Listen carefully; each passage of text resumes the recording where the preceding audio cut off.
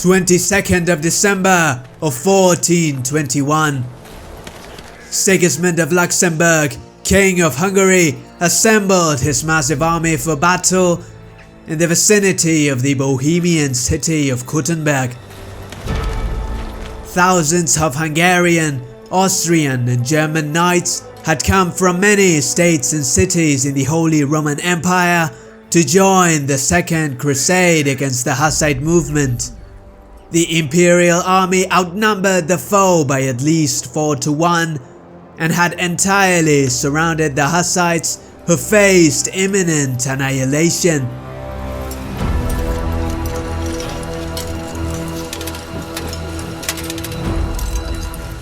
However, before Sigismund commanded his troops forward, unexpected war cries reached his position and he was stunned by what he saw.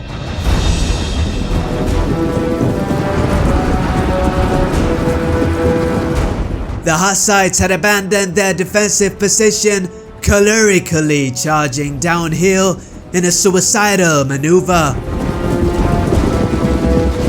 The fate of the Second Hussite Crusade would be decided that day.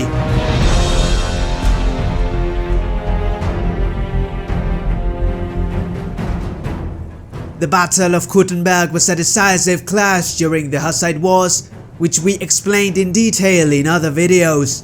This is a direct continuation of my previous video, which I recommend you take a look at if you haven't. When the Second Hussite Crusade was launched, King Sigismund of Hungary had invaded Bohemia with the intent of capturing the capital city of Prague, but had been intercepted by the famed Jan Žižka at the city of Kuttenberg. Here, the Hussite army had valiantly resisted an attack on Kutná Hora, but after a trick by Sigismund, the Imperials had captured the city, effectively surrounding Jan Žižka and his men. Aware that the battle was lost, the legendary Czech leader had resorted to a suicide charge towards the Catholic lines. Zabijte ich všetky.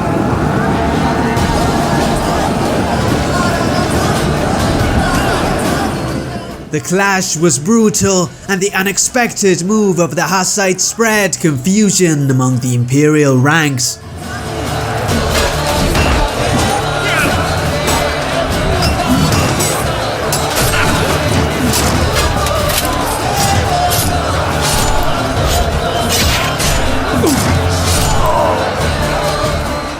Jan Žižka had abandoned the wagon fort, seemingly dooming every man who fought by his side. And still, despite the suicidal charge the blind man had commanded, his subordinates had heeded his orders, placing their trust in their old Czech leader. However, as deranged as Jan Žižka's move seemed, it wasn't entirely pointless. The Hussites had grouped their forces on a relatively thin column, the war wagons by their side, and had charged a specific point in the Imperial formation. In fact, the majority of the Catholic troops were not engaged, and the suddenness of the attack had prevented their commanders from communicating with each other and sending reinforcements. As time went on, the strategy of the Hussites became evident. The vanguard attempted to punch with the Imperial line and open a breach, with the war wagons at the sides acting as the walls of an escape corridor.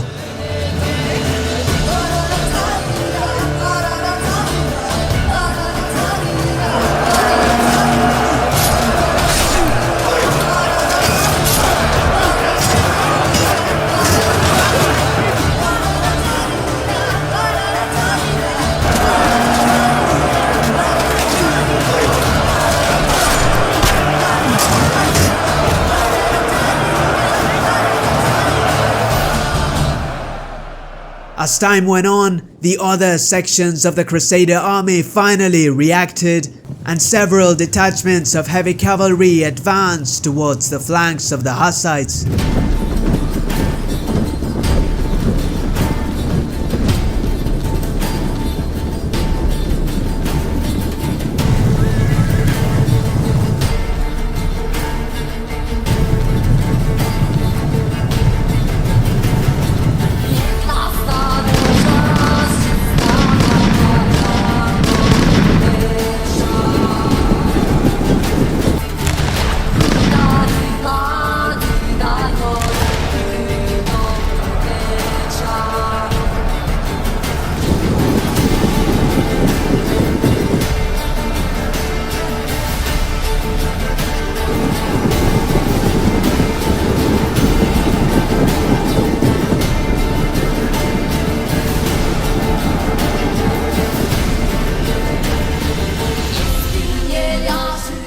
the Catholic reinforcements were greeted with gunpowder and didn't seem to be able to surpass the walls of the corridor, at least for the moment. The fight on the vanguard still raged fiercely, and the Hussite advance was slow and costly.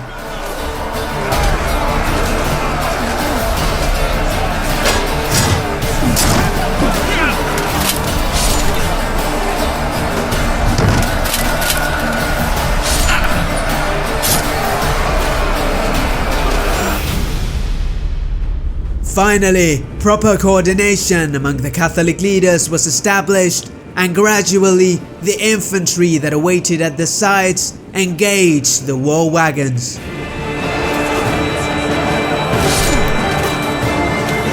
Now, the collapse of the escape corridor was a matter of time.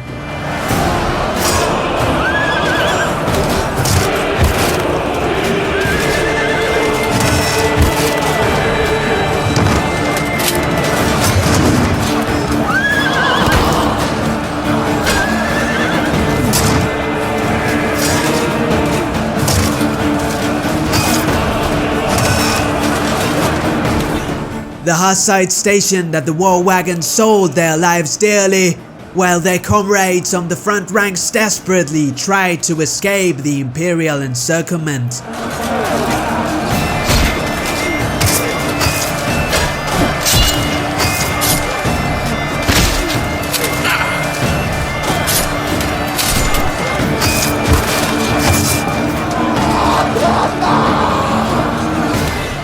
Finally, after agonizing hours of bloodshed, the first gaps in the Catholic formation began to appear, and the tide of desperate Hussites could not be contained any longer.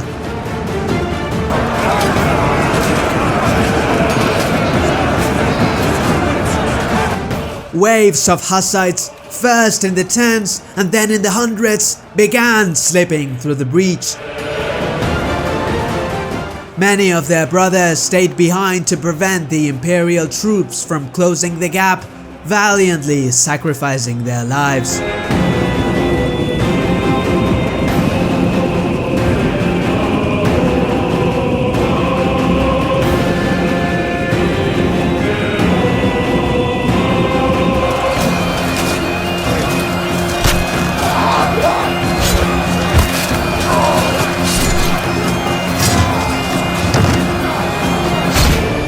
The battered war wagons that protected the Hussite flanks finally gave in, and the men that manned them stayed until their very deaths to delay a chase by the Catholics.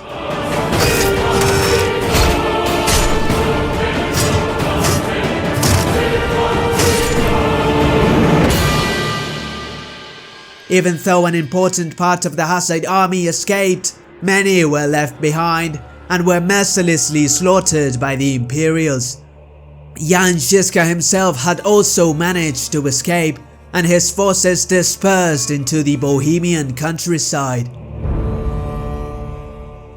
King Sigismund had failed to kill Jan Žižka, and an important part of the Hussites had escaped, but the army that stood in his way was no more. The King of Hungary considered this as a victory and commanded his men not to pursue the Hussites so as to keep the cohesion of his army. With the enemy scattered, the way to Prague was no longer blocked, and the capital of Bohemia was ripe for the taking. However, as the immediate Hussite threat had been dealt with, King Sigismund allowed his men to seek shelter from the low temperatures and carelessly lay camp in the surroundings of Kuttenberg. In the nearby town of Kolín, the stubborn Jan Žižka rallied his troops. While the Imperial army rested after their victory, the conflict was far from over for the Hussites, who desperately gathered supplies and reinforcements. There was still time to stop the Crusaders from reaching Prague. Jan Žižka spent 10 days mustering new forces, and shortly after New Year, he marched out of Kolín to meet the enemy.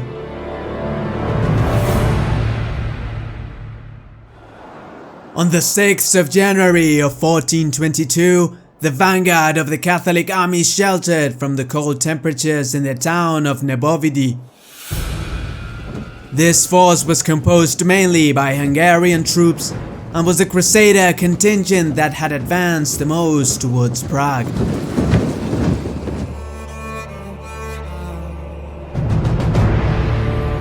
At one point in the morning, a solemn chant in Czech echoed through the hills.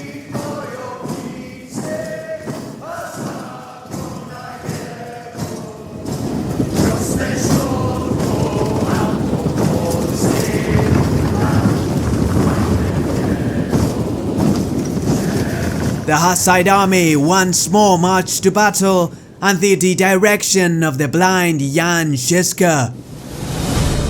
As the song of the attackers reached the village of Nebovidy, the few Hungarians who stood guard rushed into formation.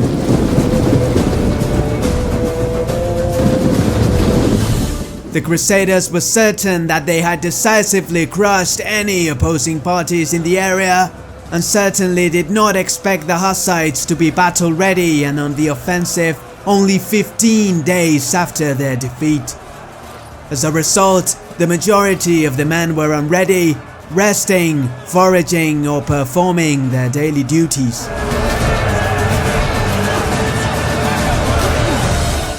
The Hussite forces entered the town, practically unopposed.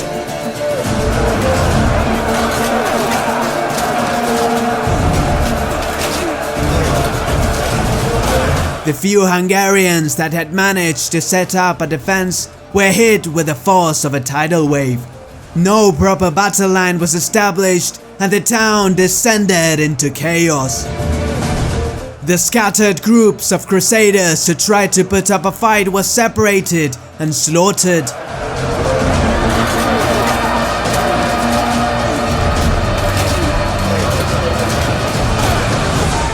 The murderous Hussites flooded the streets, putting every man to the sword, armed or unarmed, with an unquenchable thirst for vengeance after the massacre at Kuttenberg.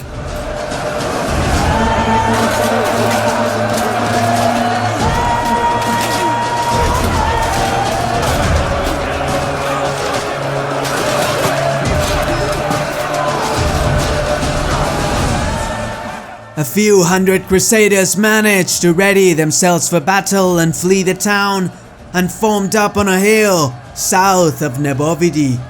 However, the Hussite action was violent, and overall, the vanguard that had laid camp at Nebovidy was routed.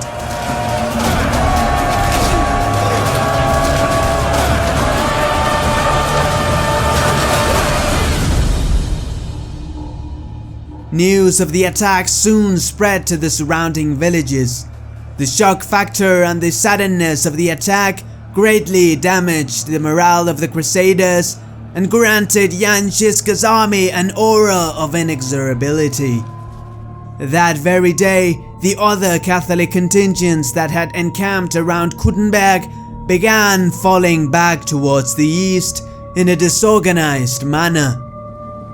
King Sigismund, who had been sure of his triumph and of the success of the crusade, now scrambled for Hungary with his army dispersed around Bohemia.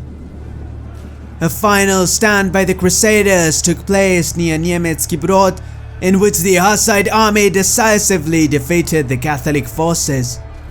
Despite Jan Žižka's attempts to occupy the town peacefully, many of his subordinates disobeyed his orders, and a significant part of the population was put to the sword. However it may be, the outcome of the Battle of Kuttenberg, as well as the following Hussite victories at Nebovidy and Německý Brod, abruptly turned the tide of the Second Anti-Hussite Crusade, with Jan Žižka's forces once more attaining victory against all odds.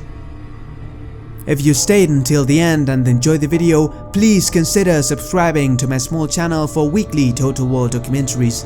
I script, record and narrate everything by my own means, so if you could leave a like and a comment as a form of support, I would be immensely grateful. Thank you for watching and have a good day.